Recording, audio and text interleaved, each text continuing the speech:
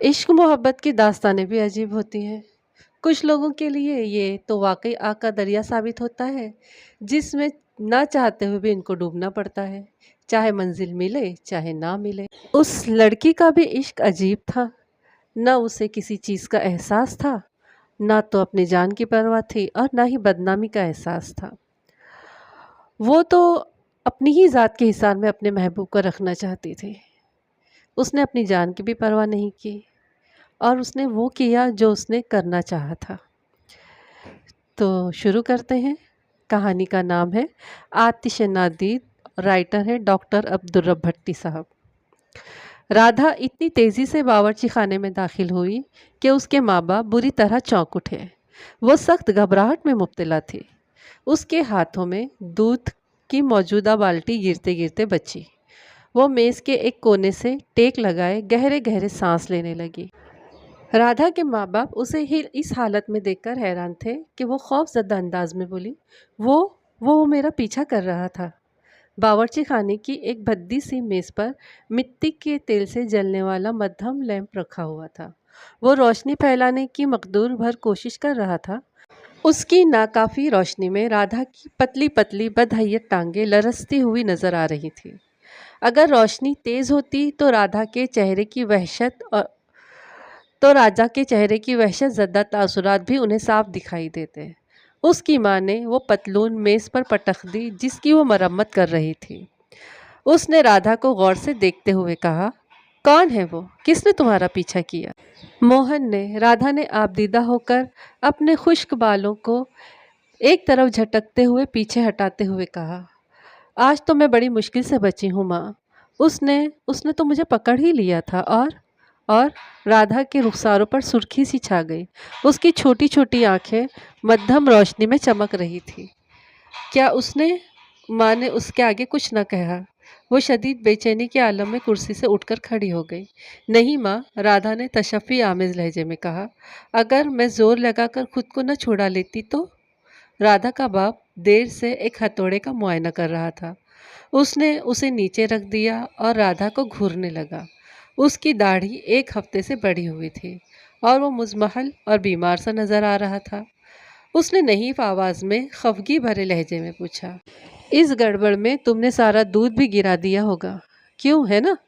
नहीं बापू, राधा ने जल्दी से बाल्टी उठाकर उसके नज़दीक ले जाते हुए कहा, सारा दूध नहीं, अलबत्ता थोड़ा सा तो ज़रूर गिर गया है। ये थोड़ा सा गिरा है? उसके बाप ने बाल्टी में झांकते हुए उसी लहजे में कहा, यूं कहो थोड़ा सा बाकी बचा है। दूध दोहने में भी तुमने घंटों लगा दिए। मैं क्या करती बापू? राधा ने मुँह बुसरते हुए कहा, जंजीर गुम हो जाने की वजह से भैंस काबू में आती ही नहीं, बार बार अपनी जगह से हट जाती है। अच्छा अच्छा, राधा की माँ ने बेजारी के साथ अपने शौहर से कहा, तुम दूध के मुतालिक बाद में चिंता करते रहना। इस समय ये सोचो उस जलील ने कितनी घिनौनी हरकत की है। जाओ बंदूक उठाकर उस कमीने को तलाश करो। क्या तुम ये चाहते हो कि वो राधा का भी वही हश्र कर डाले जो उसने कुमारी का किया था? ये सब फजूलियात हैं। हर बात को सोचे समझे बगैर आंख बंद करके मान मत लिया करो। राधा के बाप ने बेपरवाही से कहा, ये लड़कियां जब बालिग होने लगती हैं तो दीवानी हो जाती हैं। अजीब अजीब ख्यालात उनके जहन में आने लगते हैं। हमेशा यही समझती हैं कि मर्द उनका पीछा कर रहे हैं। ये कहकर उसने दोबारा अपना हथौड़ा उठा लिया और राधा की तरफ इशारा करके कहा, ज़रा इस कमबख्त की शक्ल तो देखो, बिल्कुल चूहिया जैसी लगती है। न रंग न रूप, दिक ज़दा मरीज़ा सी मरियल लड़की। भला कौन पागल इसका पीछा करेगा? मैं कहता हूँ मोहन जज्बाती होकर भी कम से कम इतना ज़हीन ज़रूर है कि इस जैसी बदसूरत लड़की की तरफ तवज्जो नहीं देगा। मैं यकीन ही नहीं कर सकता कि उसने इसका पीछा किया होगा। राधा ने भी बड़ी बेबाकी से अपने बाप की आंखों में आंखें गाड़ दी। उसकी जर्द जर्द आंखें बिल्ली की आंखों की तरह चमकने लगी। उसने कहा, ये ज़रूरी नहीं है कि हर शख्स अच्छी सूरत ही तलाश करे। दुनिया में बदसूरत लड़कियां भी तो होती हैं आखिर। बकवास बंद करो, उसका बाप दहाड़ा। तुम्हारी ज़ुबान कैंची की तरह चलने लगी है।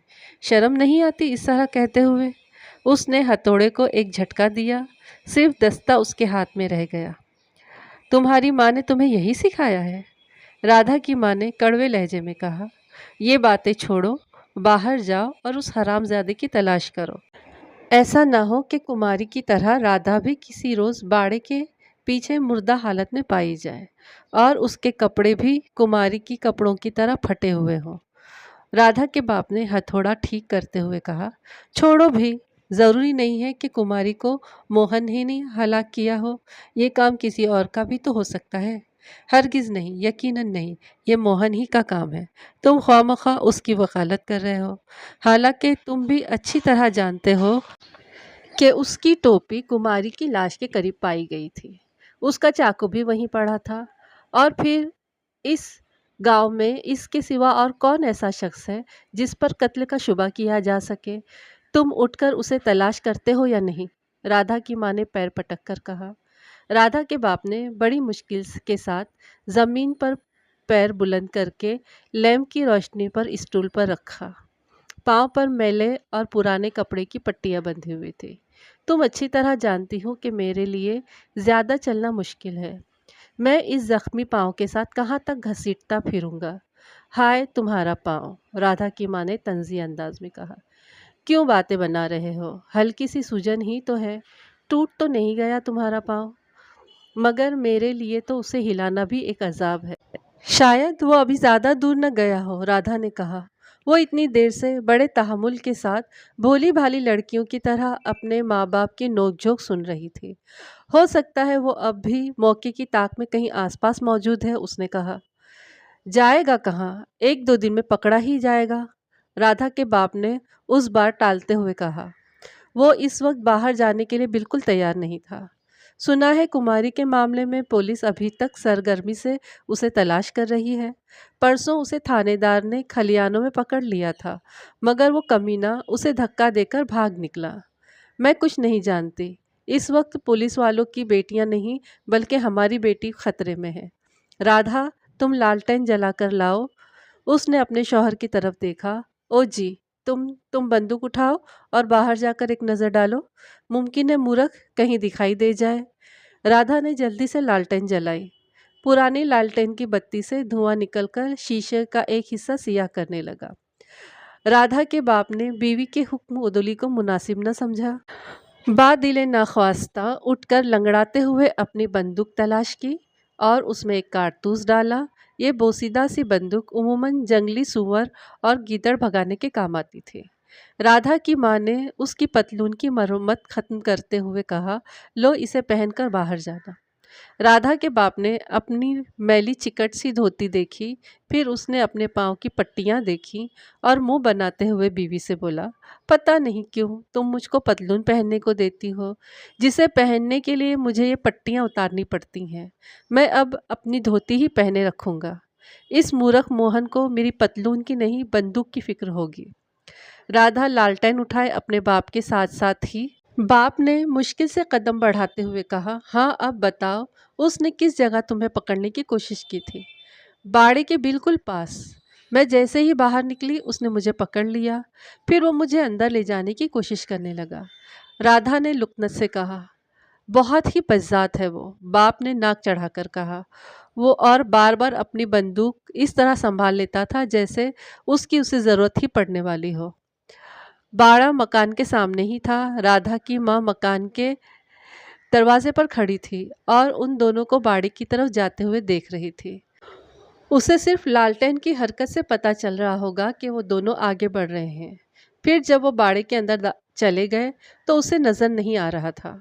बाड़े के अंदर उनकी भैंस बड़ी बेनियाजी से बैठी हुई थी। भैंस ने लाताल्लुकी से लालटेन समेत दो मुतहरिक साए अंदर आते देखे। वो बददस्तूर जुगाली करती रही। करीब ही वो सांड भी बंधा हुआ था जिसने जोर से पाँव मारकर राधा के बाप को जख्मी किया था। उसने भी उन पर एक निगाह गलत अंदाज डाली। शायद वो अपने मालिक के पाँव पर पट्टियाँ बंधी देखकर लुत्फ अंदोज हो रहा था।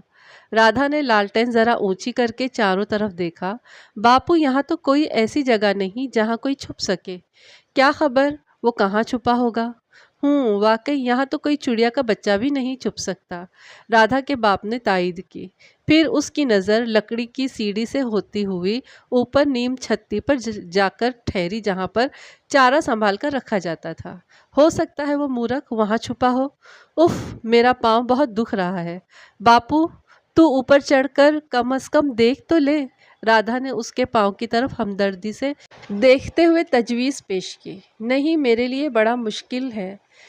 तुम ऐसा करो कि खुद लालटेन लेकर सीढ़ी पर चढ़ो और अच्छी तरह उसे तलाश करो। अगर वो ऊपर मौजूद है तो यकीनन आज मेरे हाथ से नहीं बच सकता। राधा के बाप ने दांत पीसकर कहा। अगर अगर बापू वो वहीं पर मुझे पकड़ न ले फिर से, राधा ने खौफजदा सी आवाज़ में कहा। उस वक्त तो तुम्हें कुछ नहीं कह सकता, मैं यहाँ मौजूद हूँ ना। राधा सीढ़ी पर चढ़ रही थी। उसका बाप बंदूक हाथ में थामे बिल्कुल तैयार खड़ा था। राधा ने लालटेन की रोशनी में अच्छी तरह इधर उधर देखा। यहाँ तो कोई नहीं है बापू। फिर वो सीढ़ियाँ उतरने लगे। जब वो नीचे उतर आई तो उसका बाप अपनी पट्टियों वाला पाँव ज़मीन पर रगड़ रहा था। ये भैंस बाड़े में चारों तरफ मटर गश्त करती रही है। उसकी जंजीर चोरी न हुई होती तो हर तरफ गोबर तो न फैला होता।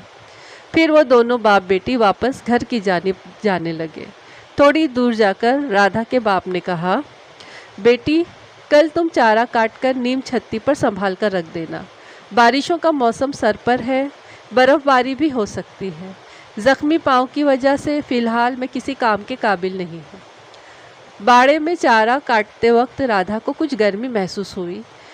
धूप भी बहुत तेज़ थी और सख्त मेहनत करने की वजह से सारे बदन पर एक खुशगवार सी नमी महसूस हो रही थी। उसके दुबले पतले बाजुओं में खासी ताकत थी, इसीलिए देर तक काम करने के बावजूद वो थकी नहीं थी। दोपहर के वक्त उसने देखा कि उसकी माँ अंडों की टोकरी उठाकर बाजार की तरफ जा रही है। बाजार का रास्ता बाड़े की तरफ से होकर गुजरता था। जब माँ करीब पहुँची तो राधा बाहर निकल आई।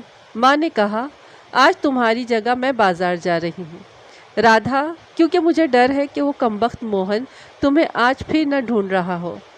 तुम्हारा बाप बंदूक लिए खिड़की से बाहर देख रहा है। अगर आज मोहन बाड़े की तरफ आ गया तो उसकी खैर नहीं होगी। तुम चिंता न करना बेटी। लेकिन माँ, कहीं वो रास्ते में तुम्हें परेशान न करे। उसकी क्या मजाल है जो मुझे परेशान करे, राधा की माँ ने आंखें निकाल कर कहा और टोकरी लेकर एक लंबा छुरा निकालकर राधा को दिखाया। मैं उससे उसका कीमा न बना दूंगी। जब राधा ने माँ को दूर सड़क के आखिर में गायब होते देखा तो उसने अपने हाथ का टोकरा ज़ोर से ज़मीन पर फेंका। उसे यकीन था कि माँ बाजार पहुँचते ही दूसरी औरतों से बातें करने में ऐसी मुनहमिक होगी कि अंधेरा होने से पहले वापस आने का ख्याल तक नहीं आएगा। राधा ने सोचा, मेरा बाप अब तक खिड़की के पास कुर्सी पर बैठा ऊँघ रहा होगा। इस आलम में भला वो मुस्तैदी से बाड़े की तरफ क्या तवज्जो दे सकता है। अगर वहाँ बैठा लगातार देखता भी रहेगा तो उसे बाड़े के दरवाजे के सिवा और कुछ क्या नज़र आ सकता है। राधा ने चारे का गट्टा बनाया और उसे एक लंबी रस्सी के सिरे पर बांध दिया। फिर किसी ख्याल से उसकी मिट्टियाँ भींच गई और बदन में तनाव पैदा होने लगा। उसकी बिल्ली किसी आँखों में एक अजीब सी चमक पैदा हुई। वो चारे का गट्ठा घसीटकर सीढ़ी के तरफ ले गई और फिर नीम छत्ती पर जा पहुंची। नीम छत्ती का फर्श घास के एक ढेर के सिवा बिल्कुल खाली था। यहाँ बहुत कम रोशनी थी। राधा चारे के गट्ठे पर बैठ गई। उसने पसीना खुश्क होने का इंतज़ार किया। घास की सौंधी सौंधी खुशबू उसे बहुत अच्छी लग रही थी। उसी वक्त घास के ढेर में हरकत पैदा हुई और सरसराहट की आवाज़ के साथ एक चेहरा वहाँ से उभरा। छोटी छोटी आँखों वाला मासूम चेहरा। फिर उसकी गर्दन नमूदार हुई, फिर सीना बाहर निकल आया। राधा की नज़रें उसके चौड़े शानों और फराख सीने पर जम गई। नौजवान ने खौफजदा आवाज़ में पूछा, क्या अभी तक वो लोग मुझे तलाश कर रहे हैं? हाँ मोहन, वो इंतहाई जोश व खरोश से तुम्हें ढूंढ रहे हैं। उन्होंने तो तुम्हारी तलाश में कोई जगह नहीं छोड़ी, चप्पा चप्पा छान मारा। मेरे बापू बहुत मुश्तइल हैं। उनका कहना है कि वो तुम्हें देखते ही गोली मार देंगे। हाँ, मैंने खुद कल उन्हें रात में कहते हुए सुना। लेकिन राधा, मैं तो बेकसूर हूँ, बिल्कुल बेगुनाह। मैं भगवान की सौगंध खाने को तैयार हूँ कि मैंने कुमारी को कोई नुकसान नहीं पहुँचाया। वो परेशानी के आलम में कह रहा था। तुम तो जानती हो राधा कि मैं कुमारी से मोहब्बत करता था। वो मेरी महबूबा थी। मैं उसे बेपनाह चाहता था। भला कोई अपनी महबूबा को मार सकता है? वो भी इतनी प्यारी महबूबा, और जो वफादार हो। आह, कितनी खूबसूरत और कितनी नेक थी कुमारी। ठंडे दिल से सोचो, मैं उसे कैसे हलाक कर सकता हूँ? उसे तो कोई ऐसा आदमी हलाक कर सकता है जो उससे शदीद नफरत करता हो। लेकिन तुम्हारी बात पर यकीन कौन करेगा? सब तुम ही को मुजरिम समझ रहे हैं। पुलिस को भी कामिल यकीन है कि कुमारी को तुमने ही मारा है। उसकी लाश के पास तुम्हारी टोपी भी मिली थी और तुम्हारा चाकू भी दस्तयाब हुआ था। ये चीज़ें तुम्हारे जुर्म का बहुत बड़ा सबूत है। लेकिन लेकिन मैंने उसे नहीं हलाक किया। वो तो महज मजाक में कुमारी ने मेरा चाकू छीन लिया था और मैंने ही उसे अपनी टोपी पहना दी थी। मेरी टोपी इस कदर उस पर सज रही थी। आह! मोहन ने कलेजा थाम लिया। लेकिन अब वो इस दुनिया में नहीं रही मोहन, राधा ने तल्ख लहजे में कहा और उठकर मोहन के पास घास पर जाकर बैठी। अब वो बहुत दूर जा चुकी है। तुम कब तक उसे याद करते रहोगे? अब तो सिर्फ मैं हूँ तुम्हारे पास, और अब मैं ही रह गई हूँ सिर्फ तुम्हारे लिए। अब तुम्हें मुझसे मोहब्बत करनी चाहिए। मेरी तरफ देखो, मेरी आंखों में झांको। चिराग लेकर ढूंढोगे तब भी मुझ जैसी मोहब्बत करने वाली लड़की तुम्हें नहीं मिलेगी। उसने चेहरा हथेलियों से ढांप लिया और सिसकने लगी। चंद लम्हों बाद उसने हसरत से मोहन की तरफ देखा और कहा, मुझे अपने बाजू में छुपा लो मोहन, जिस तरह तुम कुमारी को। मोहन ने झुका हुआ चेहरा उठाया और गौर से राधा की तरफ देखा। वो अब सवालिया अंदाज में उसे देख रहा था। फिर यकायक उसे महसूस हुआ जैसे उसकी कोई उलझन दूर हो गई हो और जैसे उसने कोई अहम मसले का हल ढूंढ लिया हो। राधा, एक बात पूछूं तुमसे? हाँ, कहो मोहन। क्या तुम ही ने कुमारी को हलाक किया है? मेरा ख्याल है तुम ही ऐसा कर सकती हो। मोहन की आंखों में आंसू आ गए। बिल्कुल यही बात है। तुम्हें कुमारी से सख्त नफरत थी ना? उसकी खूबसूरती की वजह से तुम उससे हसद करती थी। तुमने ही उसे कत्ल करके कत्ल का इल्ज़ाम मुझ पर लगा दिया है और अब सब लोग मुझे मुजरिम समझ रहे हैं। राधा चंद लम्हों तक तासुर से आरी चेहरे के साथ मोहन को घूरती रही, फिर बोली, मोहन, तुम चिंता न करो, तुम यहाँ बिल्कुल महफूज हो। राधा ने उसके और करीब होते हुए कहा, जब तक मैं अपनी ज़ुबान न खोलूं, कोई ये नहीं जान सकता कि तुम यहाँ छुपे हुए हो। इस तरह तुम उन्हें और ज़्यादा यकीन दिला रही हो कि मैं ही मुजरिम हूँ। मोहन ने कहा, तुमने कल मुझे दूध पिलाया और अपने बाप को शायद कोई और कहानी सुनाई। यही वजह है कि वो बंदूक लेकर यहाँ आ पहुँचा था।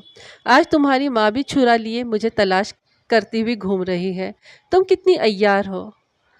आज रात मैं तुम्हारे लिए सेब का मुरब्बा भी बनाकर लेकर आऊँगी और खाने को जो भी अच्छी चीज़ें मिलेंगी वो भी लेकर आऊँगी। तुम्हें कोई नहीं पकड़ सकता। मोहन बहुत देर तक खामोश रहा, फिर हाथ मलते हुए बोला, काश मैं किसी तरह यहाँ से फरार होकर इतनी दूर चला जाऊँ कि मुझे जान का खतरा न रहे। राधा, तुम कब तक यहाँ से मुझे जाने की इजाज़त दोगी? राधा ने मोहन की टांग में बंधी हुई जंजीर की तरफ गौर से देखा। जब हालात ठीक हो जाएंगे, उसने चमकती हुई आंखों से उसे देखकर कहा, लेकिन अभी कई दिन तक तो नहीं। बताओ, तुम मुझे चाहते हो ना? मुझसे मोहब्बत करते हो ना? बस इतनी थी ये कहानी। छोटी सी कहानी है, आप लोगों को ज़रूर पसंद आएगी। तो प्लीज़ लाइक करिए, शेयर करिए, और जिन लोगों ने सब्सक्राइब नहीं किया है अब तक के और जो नए हैं, तो प्लीज़ सब्सक्राइब करिए और मुझे अपनी दुआ में याद रखिए। अपना खूब ख्याल रखिए। मिलते हैं अगली कहानी के साथ में। तब तक के लिए अस्सलाम वालेकुम, अल्लाह हाफ़िज़।